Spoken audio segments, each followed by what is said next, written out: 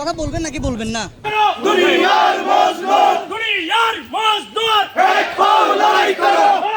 বাৎসরিক বেতন বৃদ্ধি, শ্রমিকের উপর শারীরিক ও মানসিক নির্যাতন, কথায় কথায় শ্রমিকদের বের করে দেওয়া, ওভারটাইমে বৈষম্য ও 15 জন শ্রমিকদের সাময়িক বরখাস্ত প্রত্যাহার সহ বিভিন্ন দাবি নিয়ে কর্মবিরতি পালন করছেন বোয়ালখালী উপজেলার টি.কে কেমিক্যাল লিমিটেড কমপ্লেক্সের শ্রমিক সংগঠনের সদস্যরা।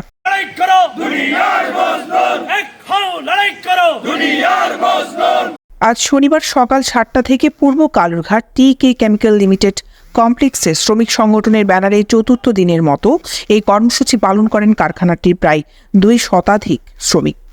শ্রমিকদের অকথ্য ভাষায় গালিগালাজ ও গায়ে হাত তোলার অভিযোগ ওঠে কারখানাটির জেনারেল ম্যানেজার রেজাউল করিমের বিরুদ্ধে।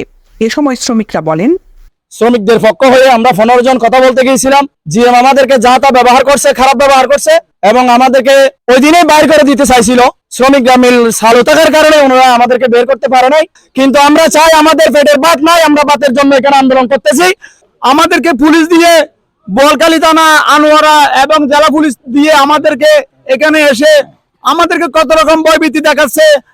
আরো ধরো আহত গজ্জি গজ্জি অত্যাচার, কথা কথা ডাক্কা দিয়ে হতে হতে মানে আরো গালাগালা করে আর লিটল সাহাবাতিল পুরোনো আর ডাক্কা ডাক্কি করার আরো তেলিটেলি লিটার তো আর লিটল সাহাবের বিচার দিই কথা যখন বলছি আমাদের দাবি নিয়ে, তারপরের দিন আমাদের 15 জনের বিরুদ্ধে সাময়িকভাবে বরখাস্ত করেন। তখন আমাদের শ্রমিকরা বলতেছে, না বড় ভাই, এটা হবে না, এটা আপনাদের বিরুদ্ধে একটা নতুন করে ষড়যন্ত্র। তখন আমাদের শ্রমিক ভাইরা কর্মবিরতির ডাক দেয়।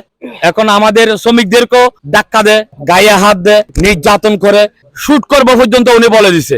আমাদের দাবি হচ্ছে একটাই, যতদিন পর্যন্ত আমাদের এই দাবি দেওয়া মেনে না নিবে ততদিন পর্যন্ত আমাদের কর্মবিরতি থাকবে ইনশাল্লাহ।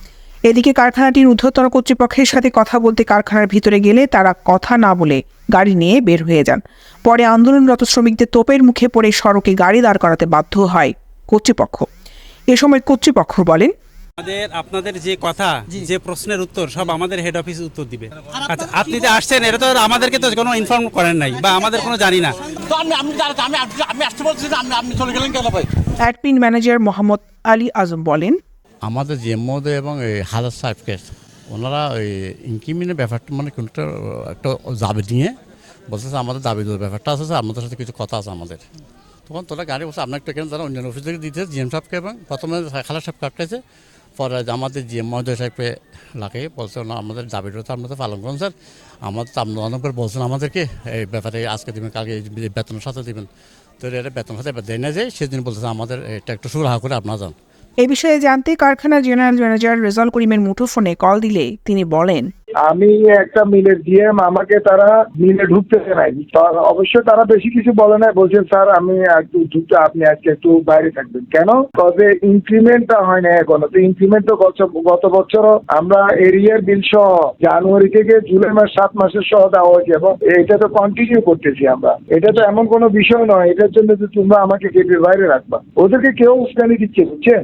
ওরা বিপথে যাচ্ছে। আমি একটা কথা বললাম, অ্যাগ্রেসিভ কোন রকমের কোনো কিছু দিয়ে কোনো কিছু করা যায় না। যুবকের ভালো সম্পর্ক হচ্ছে বড়।